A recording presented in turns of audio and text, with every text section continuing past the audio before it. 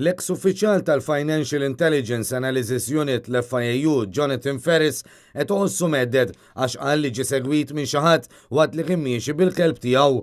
Mal-ġurnal The Times of Malta Ferris qal li meta x-xahar li għadda ħareġ bil-kelb kmieni filgħodu u nnota li kien hemm xi ħadd qed isegwih.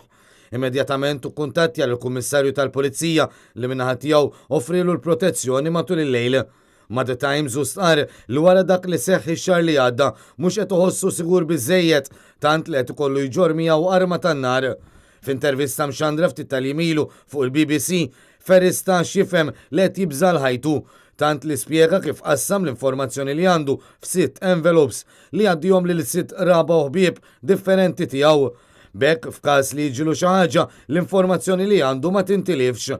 Fl-intervista u sostna l-allegazzjonijiet li għamel fix-xhur li għaddew dwar it-tkeċċija tiegħu li seħħet għal raġunijiet politiċi.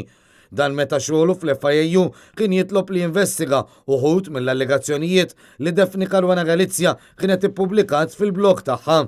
Fost l-oħrajn, il-ġurnalista maqtula kienet allegat li l-kumpanija Egrant miftuħa fil-Panama tamart il-Prim Ministru.